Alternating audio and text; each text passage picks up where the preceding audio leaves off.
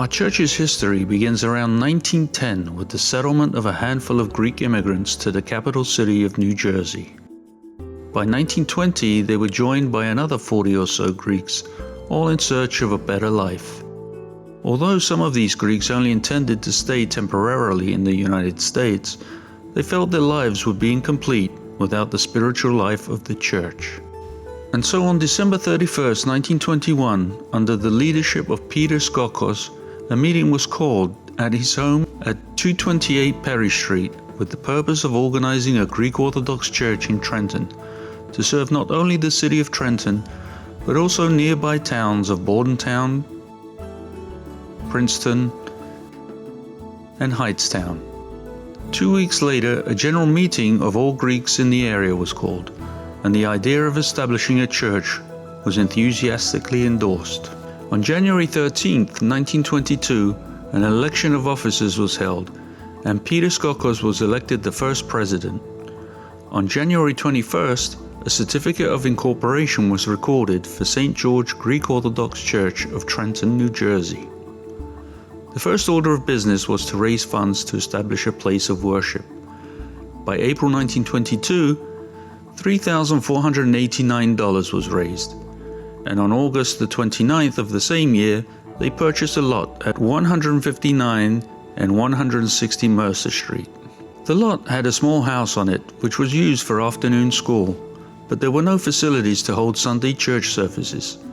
So the use of the Episcopalian Church on Academy Street was procured by community members Apostolos and Evangelia Momolu. The first priest to conduct the services in the newly organized community was Reverend R.G. Servetas, who was in retirement and living with his daughter, a member of our community.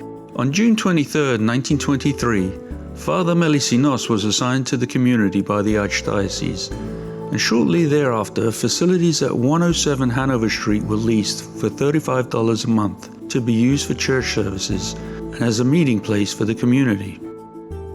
It was later decided that rather than build on the lot purchased, a more suitable home for the church and school should be sought. And on May 29, 1924, the property of 106 Jackson Street was purchased for the sum of $9,000. However, renovation costs for the building were $6,350. Upon completion, the community was in debt for $10,000. The church had its own property, but it was neither equipped nor decorated. On May 14, 1926, an important event for the community took place when His Grace Archbishop Alexandros, the first Archbishop of America, visited our community. The officers and trustees received him at Pennsylvania Railroad Station, and after church services, a banquet was held in his honor at the Hotel Hildebrecht. The years of 1928 and 1929 were more prosperous. The church was finally equipped with pews, an igonastasion, a bishop's throne, icons, and other items. The membership grew to 125 members, and the average Sunday collection was about $35. Because of the Depression of 1932, the community became dormant. In October of the same year, His Grace Archbishop Athinagoras paid his first visit to Trenton. Archbishop Athinagoras visited us, and at the end of the services, he was making his eulogy up in front of the Solea, and he stopped in the middle of his presentation, and I never forget, he called all the young people up to the Solea, and we sat down at his feet. Athinagoras personally attended the membership meeting as a show of encouragement, but even with His Grace's assistance, it wasn't easy to maintain the operation of the church, and consequently, church services were discontinued during the summer months. With irregular and uncertain operations, the paid membership shrunk to less than 50 members, and with the deterioration of the facilities, many members expressed their willingness to give up the building. The president at the time, James Millis, disagreed with this notion and devised a plan to improve the building at a reasonable cost. The plan included a new facade, new stairways, new restrooms, enlargement of the church and community hall, and a new central heating system. The cost was more than $5,000, but the parishioners put their trust in the president. I don't think it was bigger than this room, the actual church. And we had pews. The balcony in the back was where the choir was, upstairs, above the church, and the church was on the second floor.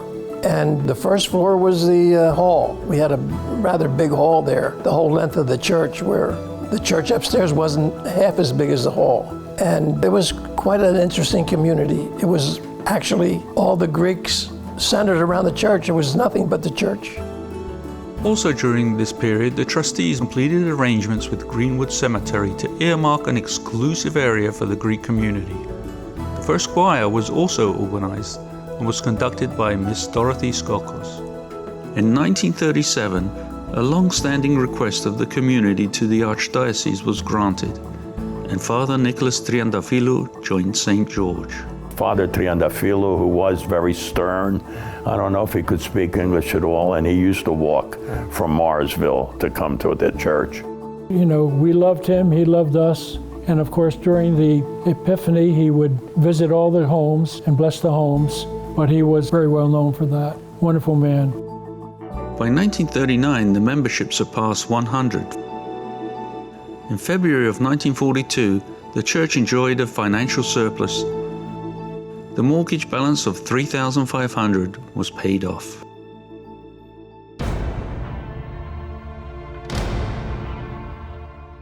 The war years found the members of the community wholeheartedly assisting the war effort. 60 young men and women of the Greek community proudly served in the armed forces, and 3 of these, William Phalios, Andrew Triandafilou, and George Charidos, made the supreme sacrifice. Naturally, the community made an extra effort to raise funds for the Greek war relief. When they had the Greek war relief during the Second World War, we were young. I couldn't have been more than 8, 9 years old. And they had us put on our fustanellas, and we stood on the street corners of State and Broad. I remember there's one picture, we're in front of Fanny Farmer's restaurant, and we had our containers where we were collecting coins for the Greek war relief and selling bonds also. In those days, the city of Trenton was very active. It was a great city. And every restaurant in the city of Trenton was Greek. And they all had posters in the window for the Greek war relief, and I do remember that vividly, actually. Their efforts resulted in funds of $15,000 being raised through tag days and collections at concerts and movies. Over 300,000 articles of clothing were collected, packaged, and delivered to New York for shipment to the war-ravaged people of Greece.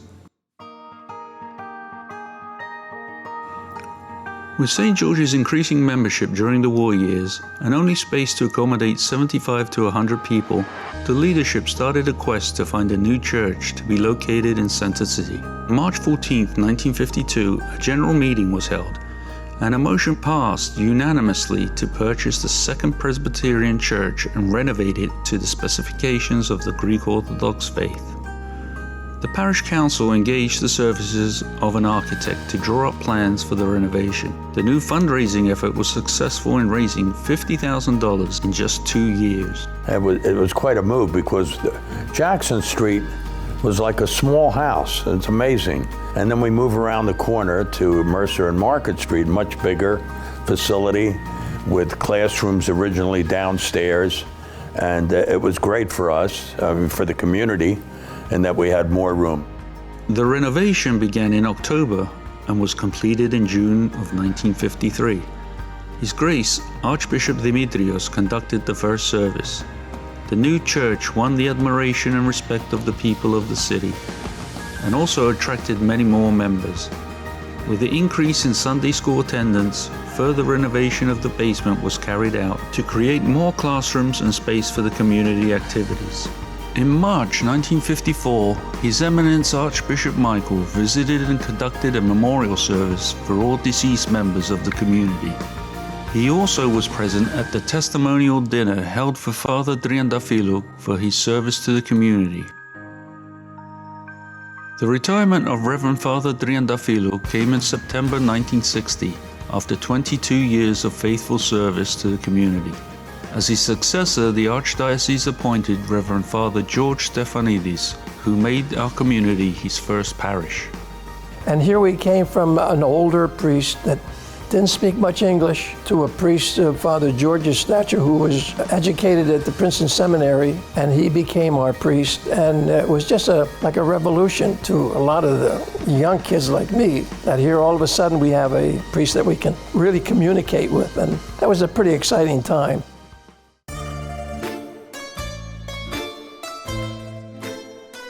While on a trip to Greece in 1955, President Milas succeeded in securing the services of an outstanding wood sculptor, Theophanos Nomigos, to build an ikonastation in true Byzantine design. This provided the sculptor the prospect to introduce his talent to America and afforded the opportunity for a great discount.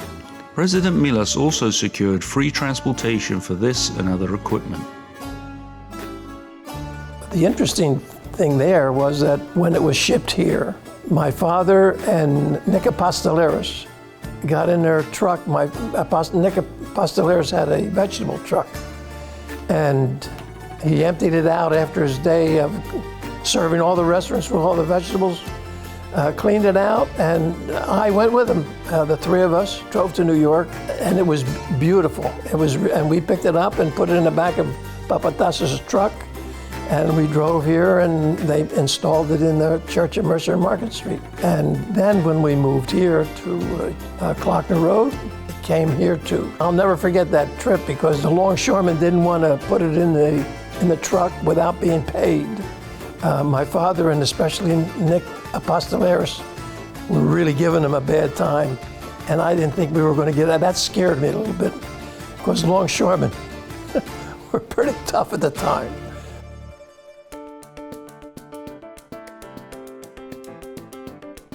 Continued growth led to the necessity to find more space for community activities.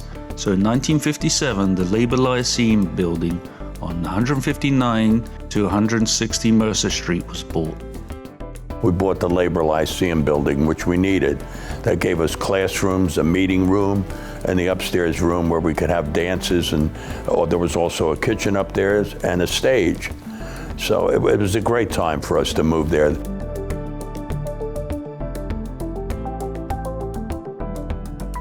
With the continued growth of the community and with limited building and parking space, a special steering committee was appointed in 1968 by President Phil Livanis to investigate and report on the immediate and long-range requirements of the community. The committee recommended that a 37,000 square foot building complex would be required to accommodate the spiritual, social, and recreational needs of St. George. What we looked at is to seek a location that was close to transit, where people could commute back and forth easily by bus if necessary. And there was also available parking. That was a big issue at the time. The city was changing. Our people had moved out into Hamilton and Bordentown, so this would have been more conducive for them to come to church. And it was the right move to make at the time. The community had a good discussion on that. We had a big General Assembly meeting, voted to make the move, and proceeded. And it was the best thing for our community. In 1969, the General Assembly approved the purchase, and the plans for the three-phase project were started. We had about 10 or 12 members on that committee, and determining that first we should build a community center because we could use that for activities to raise money and also for the church. And it was a difficult time because the community center would be set up for church. Church would finish on a Sunday. We'd have to change everything around so that the youth could use the gym during the week. We also had the classes going on for Greek school and Sunday school. It was a hectic time. It was constant work for all of us.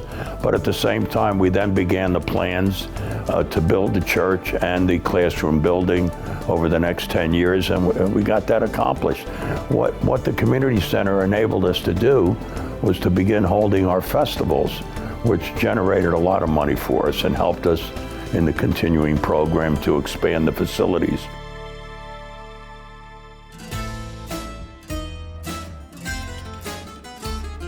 In 1975, Phase 1 began with the building of the community center. Later that year, the first Greek festival was held.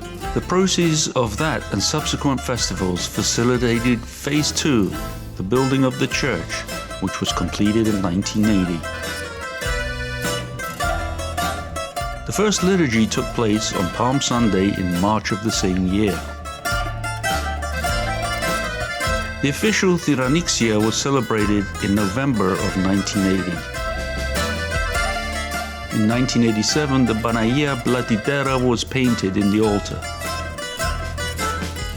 In 1994, Phase 3 commenced, the construction of the Greek school and Sunday school classrooms and the administration offices. In 2000, the building is completed and a certificate of occupancy issued. In 2002, icons of the Holy Church Fathers are painted in the altar. And in 2005, the John and Lula Blazakis building is dedicated.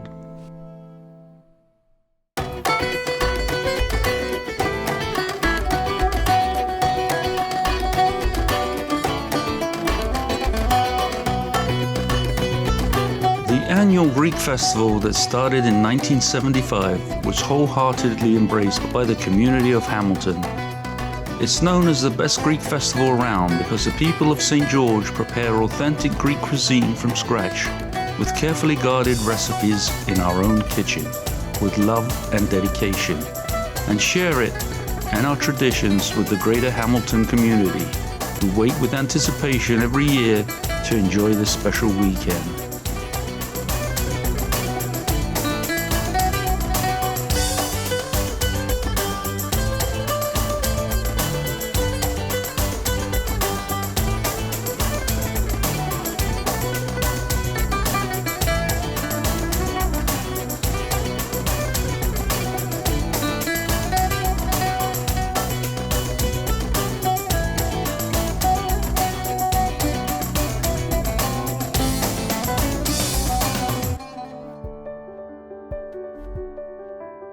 The beautification was divided in 3 phases. On 2005, it started the phase 1, which was the iconography of Pantocrator. It started on August 2005 and completed on October 2005. Second phase was the stained glass windows, which it took place on 2013. Third phase was the consecration. With everything on our to-do list accomplished, the church is finally consecrated on October 15th, 2017. The consecration of St. George several years ago was a beautiful event for the life of the church. The community went to great painstaking efforts to build this beautiful church. And I always remind everybody that it's from the blood, sweat, and tears of the local community that a building of this magnitude has been built. All aspects of the life of the church bring us closer to God, and this church is beautiful. It rises us up during divine liturgy, and for the community to experience the consecration, which is the blessing of the holy altar with the relics, the sanctification of the church with the anointing of the icons. The service was presided over by His Eminence Metropolitan Evangelists at the time, and the chairs of the consecration committee were Doctors Spiros and Emily Spireas. We had a beautiful banquet that evening, and there was a lot of joy that this church is now blessed and sanctified and become truly from a house of worship to a house of God and a holy church. Σήμερα είναι μια χριστιανική αναγέννηση για την Εκκλησία μας. Η Εκκλησία μας πραγματικά γίνεται εκκλησία σήμερα. Γίνεται από ναός και χώρος λατρείας, γίνεται εκκλησία με το ολοκληρωτικό όνομα, με την ολοκληρωτική έννοια της λέξεως, που σημαίνει βασικά ο χώρος ο οποίος συστεγάζει το Ιερό Σώμα του Χριστού. Έτσι κάναμε την εκκλησία, την εγκαινιάσαμε σήμερα και είμαι πάρα πολύ ευχαριστημένος. Sometimes in life we go through great highs to great lows, and having experienced the high of the Holy Consecration, we could never have imagined what was to come next. In March of 2020, due to the COVID pandemic, our country was shut down and the doors to St. George were closed to in-person church services. The pandemic created a dynamic here at the church which was unprecedented. The doors were closed. for the health and well-being of all the community members. However, the worship of God didn't stop. So with the doors being closed, I continued as a priest to perform the Divine Liturgy and the services, along with the chanter, Nicholas Singas, along with our president, Dino Dimitriou, and we would open the church and pray on behalf of the people. That is a connection to heaven. That is a connection to all surrounding area. However, to continue to connect to the people, we started to do the services online. That took some getting used to. But the people, at that time especially, to my surprise, greatly appreciated it, because being locked up in their homes, they missed the church, they missed the worship, and they needed some form of connection. I always make it clear there's no greater connection to God than being actually in the church. But when you're being told now you have to stay home, and you want to feel that closeness to God, all they had was that connection that was made through the online service. And we did our best to focus on the fact that we're doing this for God and to allow the people to see what we're doing to pray on their behalf, for their health, their well-being, hope for the future, and realizing the seriousness of the situation at hand and looking forward to the time everybody would eventually come back to church. Of course, there were concerns for how the pandemic would affect the financial health of St. George, but the parish council was diligent in making sure our staff remained employed and our commitments fulfilled. Financial worry was, of course, secondary to the health and well-being of our community members, but it was there. We had to keep some level of income coming into the church. So we started with candles that we could light on people's behalf. They would put a request, make a donation, and we'd light a candle on their behalf. Then we realized that we weren't going to have a festival and the major fundraisers that sustain the life of the church. And we started a worthy campaign with the goal of $100,000. I humbly ask you that you donate as much as you can for the sake of allowing St. George to continue to fulfill its holy mission. Thank you, and God bless you all. And within a few weeks, with God's blessings and the support of these good community members, we reached that goal much quicker than we ever expected.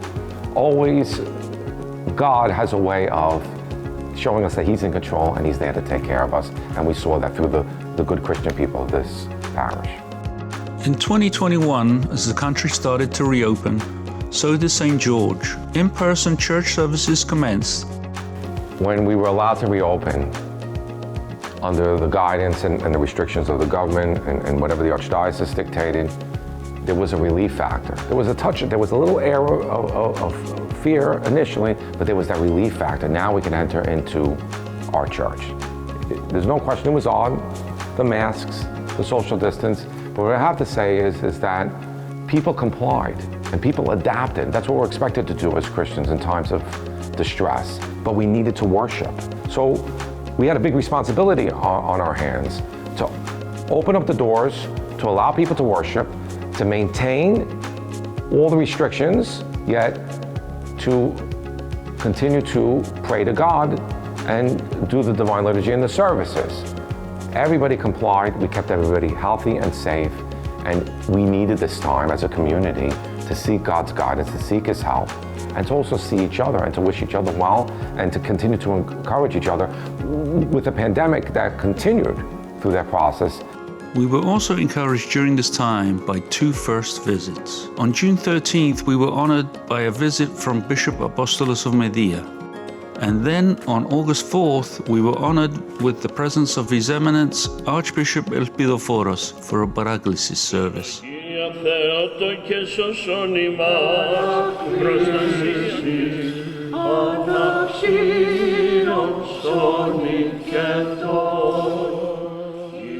Χαίρομαι πάρα πολύ, διότι βλέπω μια ωραία εκκλησία, βλέπω μια συγκροτημένη κοινότητα και βλέπω την αγάπη σας και τον σεβασμό σας προς την Παναγία μας, την πλατητέρα των ουρανών.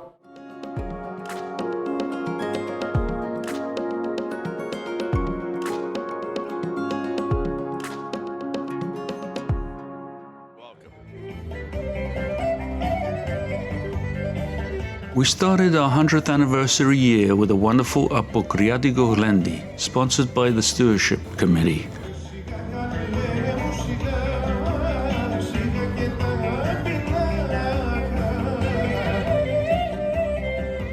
On March 20th, we marched with pride at the Greek Independence Day Parade in Philadelphia. Από το Hamilton, New Jersey, με τον ιερωτικό τους προϊστάμενο, Father James Pavlou. Φέτος γιορτάζουν τα 100 χρόνια από την ίδρυσή τους. Συγχαρητήρια. Ζήτω η Ελλάς! Preceding a joyous and wonderful Pascha celebration. This past Holy Week was nothing but joy, overflowing joy, the warmth, the glow, the happiness of the people to experience all aspects of the Holy Week, the crucifixion, the resurrection, and the sadness and the joy. We felt it deep in our hearts, and we now really see why the church engages us in such a manner to connect to the life of Christ that we can only do in the church and with each other as brothers and sisters in Christ. And the joy overflowed throughout the Paschal season, and we benefited greatly as a parish, spiritually, as a result. In May, we came together once again to host our 45th annual Greek festival.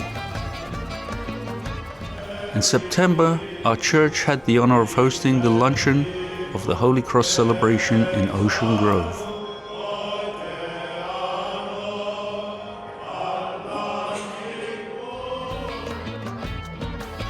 In November, our community was honored at the Pan-Gregorian Society banquet and recognized at the Hermes Expo with the Philodimo Award for reaching this milestone year.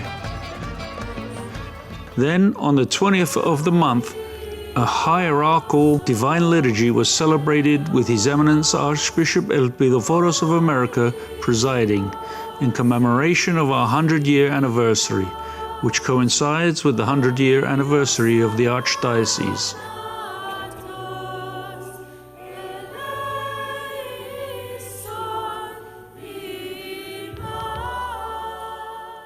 Our brother Demetrius, and adorn him with integrity, that he may stand at the head of the priests of your people.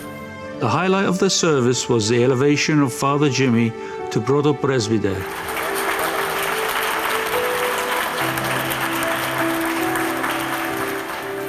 We can be sure that years from now, our youth will recall fondly the memory of His Eminence inviting them to come up to the Solea to receive a gift and have a photo taken. We're coming from 1922 to 2022 shows the activity of these good Greek Orthodox Christians that love their church, love their parish, and love each other. And we pray really for 100 more years and then some in the future. As we celebrate this momentous occasion, we give thanks for and remember all the priests who served our community for generations, administering the sacraments, including marriages,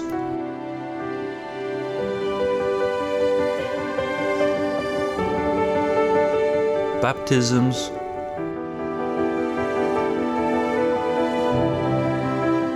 they visited our sick and prayed over our family members who have fallen asleep in the Lord. We humbly express our gratitude for all they have done. We also give thanks to all the leaders who established this community and brought it all the way to year 100.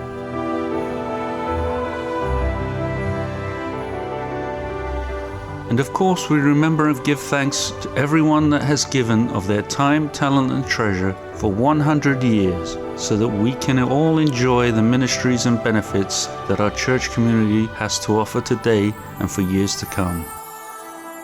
And what we hope and pray is that when we see all the history of what's been passed on from the people that started this church, the people that continued this church, and the people that are getting ready for the future of this church, the great responsibility and the great blessing we have. I feel very grateful to have served and to continue to serve this community. And the St. George Parish is filled with many good ministries that make a priest happy to serve. From young to old, we serve everybody, rich to poor, Greek and non-Greek. And we have even Christians that are coming here, engaging in our divine liturgy, and then converting to become part of our parish. So St. George means a great deal to me, and it is a blessing for me to be part of this community in so many ways. Happy anniversary, St. George. Happy 100th anniversary. Happy 100th anniversary. Happy 100th anniversary. Happy 100th anniversary, St. George.